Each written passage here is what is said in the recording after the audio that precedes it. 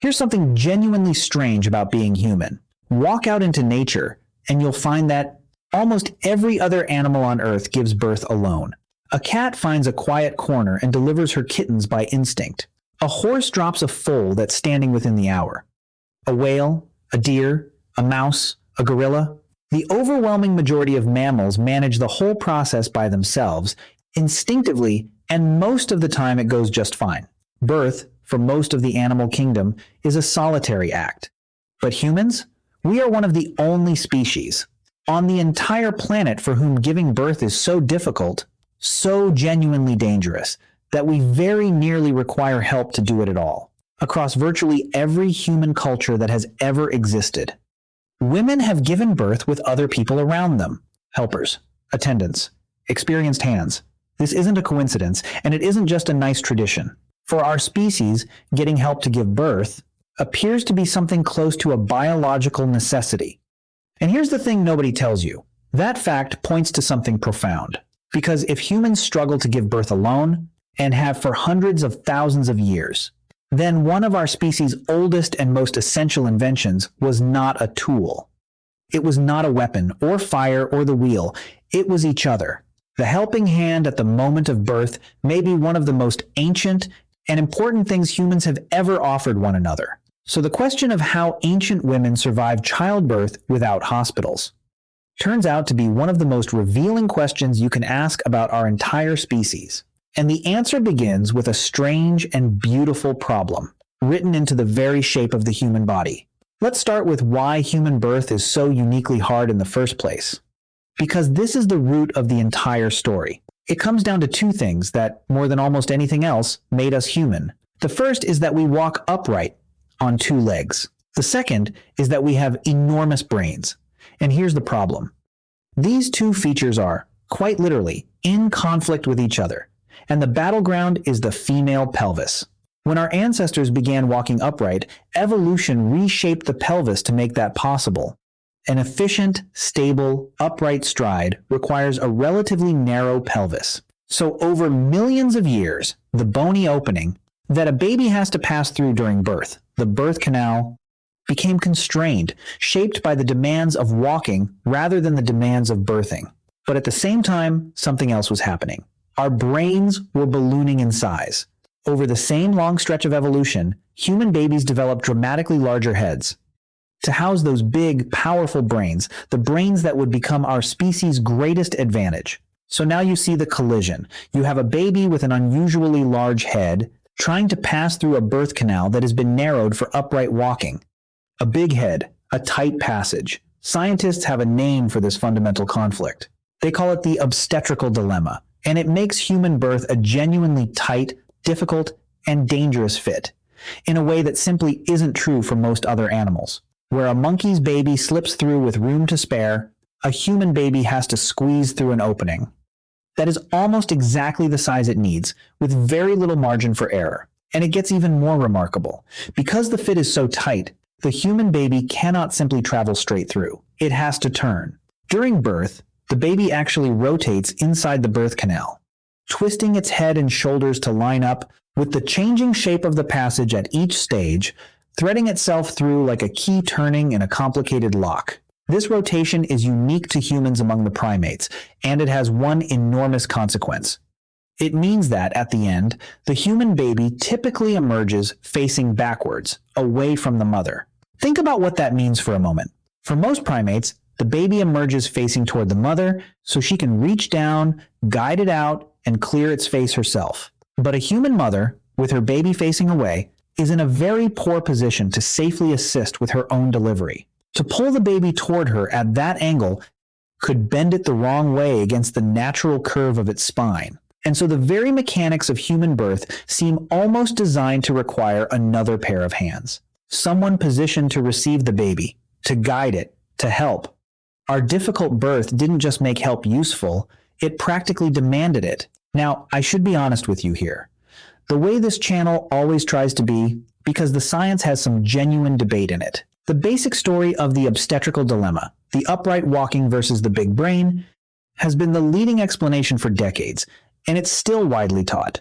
But some researchers in recent years have pushed back, arguing the full picture is more complicated, that factors like a mother's metabolism and the demands of supporting an upright body may also play a role, and cautioning that we shouldn't exaggerate how helpless human birth is. The debate is real and ongoing, but on the central point, there is little argument. Human childbirth is genuinely more difficult and more dangerous than it is for nearly any other animal, and routine help during birth is something we see in virtually every human society and almost nowhere else in nature. The need for each other is the part that holds. So if human birth so often needs a helper, then who were those helpers? And this brings us to what may be one of the oldest professions in all of human history, the midwife. Long before there were doctors or hospitals or any formal medicine of any kind, there were experienced women who helped other women give birth. And it makes perfect sense. In any group of humans, there would be women who had given birth themselves, who had been present at many other births, and who had slowly accumulated, over a lifetime, a deep practical knowledge of how the process worked and what to do when it went sideways. That knowledge was priceless. It was, quite literally, the difference between life and death. And it was passed down, woman to woman, generation after generation, in an unbroken chain reaching back into the deep past. And think about what kind of role that made the midwife in her community. She was not just a helper. She was the holder of one of the most vital bodies of knowledge the entire group possessed. The skills she carried could not be picked up in an afternoon. It took years, even a lifetime, of attending births, watching, learning, and remembering to truly master. A younger woman might effectively apprentice for decades, alongside an older, experienced midwife before she became the one others turned to. This was specialized expertise of the highest order, in a world that had very little specialized expertise at all. And it likely earned these women real status and respect because everyone understood, on the deepest level, that the survival of mothers and babies, and therefore the very future of the group itself, rested in those experienced hands. The wise woman who knew birth was among the most important people anyone knew. This is knowledge that didn't live in books, because there were no books. It lived in people, in the memory and the hands of experienced women. A skilled birth attendant would know how to time things, how to position the mother, how to recognize when a birth was progressing normally and when it was going wrong. She would know the comforting words, the reassurance, the calm presence that helps a frightened first-time mother through the most intense and frightening experience of her life. The midwife was a library of birth, and her presence dramatically improved the odds for both mother and baby. The simple fact of not being alone, of having a knowledgeable, calm, experienced person there, was perhaps the single greatest medical advantage an ancient laboring woman could have. So what did these ancient helpers actually do? What was their toolkit in a world with no modern medicine? The first and most important tool was position. And here our ancestors did something we've largely forgotten. We tend to picture birth happening lying flat on a bed. But for most of human history, across most cultures, women did not give birth lying down. They gave birth upright, squatting, kneeling, sitting on a birthing stool, or supported in a crouch by helpers or by ropes and posts. And there's real wisdom in this. An upright position lets gravity assist the process and may help open the pelvis. Some cultures developed special birthing stools, seats with an opening, specifically designed to support a woman in an upright position while giving birth, with helpers positioned to assist. These stools appear in cultures separated by oceans and thousands of years, another of those striking cases where humans, with no contact between them, independently arrived at the same good idea because it genuinely worked. The lying flat on a bed image that feels so natural and universal to us is, in the long view of human history, actually the strange and recent exception. For the overwhelming majority of births that have ever happened, the laboring woman was upright, active, and supported by other hands. This was practical, hard-won knowledge about how to make a difficult process a little easier, refined over countless generations. The second tool was the deep knowledge of plants. The same botanical wisdom that ancient peoples used to treat wounds and illnesses was turned to childbirth. Across cultures, women knew of specific herbs, believed to help with the pain, to encourage the process along, or to slow dangerous bleeding afterward. Some of these remedies were surely more comforting than effective, but others may have had real medicinal value. Modern science has found that some traditional birth herbs do contain compounds that can affect the body in exactly the ways the old knowledge claimed. They were, once again, practicing a kind of medicine whose mechanisms they couldn't explain, but whose results they had carefully observed and remembered. And the third tool, maybe the most important of all, was simply the circle of care, the gathering of women around the one giving birth. The emotional support, the encouragement, the shared experience, the sheer human comfort of being surrounded by people who had done this before and who would not leave your side. In a moment of fear and pain and danger, that circle was its own kind of medicine. Let yourself picture it for a moment. It's somewhere in the deep past, in a shelter lit by firelight. A young woman is in labor for the first time, frightened, in pain, facing the most dangerous hours of her entire life. But look around her. She is not alone. Her mother is there. Her aunts, her sisters, the older women of the group. One holds her hands and lets her grip as hard as she needs. One murmurs encouragement, telling her this is normal, that she is strong, that it is almost time. The most experienced among them, the one who has guided dozens of births, watches closely, calm and knowing, ready to act. There is no machinery, no medicine as we know it, no way to call for help if it goes wrong. There is only this, a circle of women who have walked this path before, lending their strength and their knowledge to the one walking it now. For hundreds of thousands of years, this was the operating room. This warm, frightened, determined circle of human beings was the entire medical system, and astonishingly often, it was enough. And here's the question that should be sitting in the back of your mind. All of this care, all this hard-won wisdom clearly helped. But let's be honest, was it enough? And the answer, the painful answer, is that very often it was not. Because we cannot tell this story honestly without facing the cost.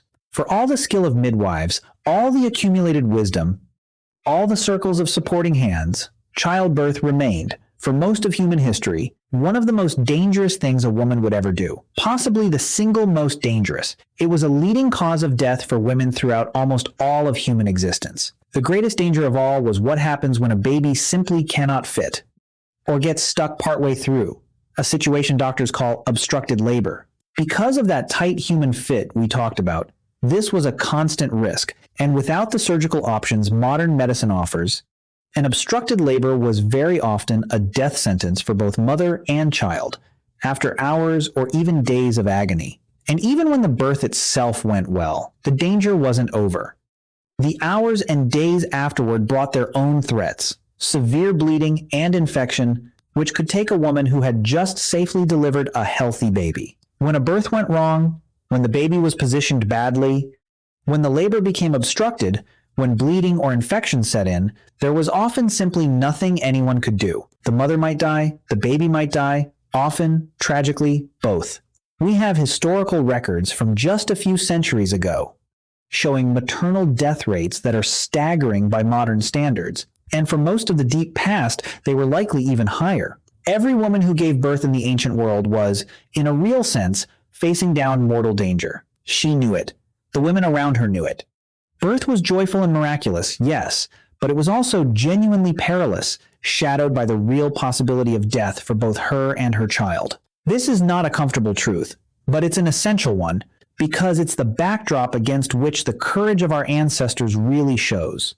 Every single person alive today is descended from an unbroken chain of women who faced that danger and survived it, at least long enough to pass life on. And that brings us to something genuinely altered about human babies themselves, which is part of how our species coped with this whole dilemma. Remember that tight fit, the big head and the narrow canal? Evolution found a partial workaround. Human babies are born, in a sense, early. Compared to other animals, our newborns are astonishingly helpless and underdeveloped. A baby horse runs within hours. A human baby cannot hold up its own head for months, cannot walk for a year or more, and depends completely on others for years. One leading idea is that this is, in part, a solution to the obstetrical dilemma. We give birth to our babies at an earlier, smaller, less developed stage, before their heads grow too large to deliver at all, and then we finish their development outside the womb. It's a strange thought, but in a sense, human pregnancy effectively continues for many months after birth. The baby that should still be developing inside the womb is instead out in the world, finishing that development in its mother's arms, because if it stayed in any longer, it could never be born safely at all. We are, all of us, born unfinished, evicted early by the geometry of our own mother's bodies, and then completed in the open air through years of devoted care. But that solution comes with its own enormous demand.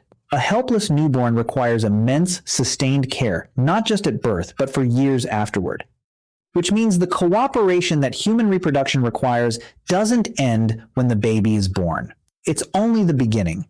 We are a species whose very way of entering the world is built around needing each other, and then we spend years more in that same web of care.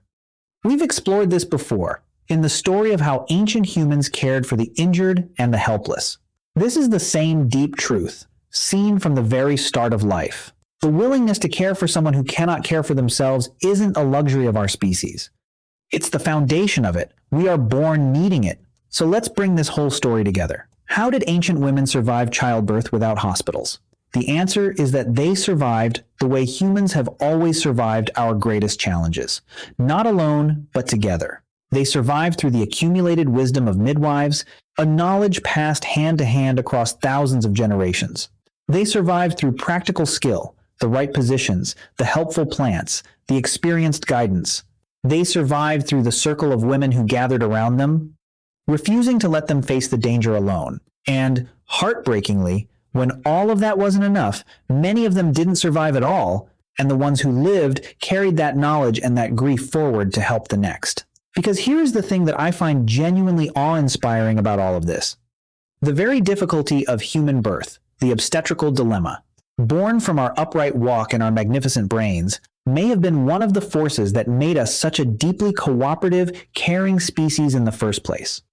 A creature that cannot easily give birth alone is a creature that must rely on others, that must form bonds of trust and care and mutual aid, that must show up for one another at the most vulnerable moment imaginable.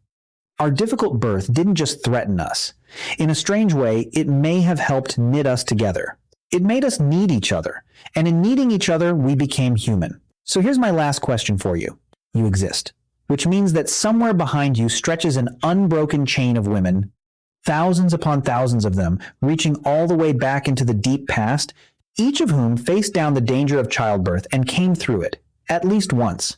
And almost none of them faced it alone. Behind each of them stood other women, holding their hands, guiding the birth, sharing their hard-won wisdom, refusing to let them be alone in that moment. You are the living end of that chain of courage and care. So the next time you think about where you came from, don't just picture your ancestors as names or faces or distant strangers.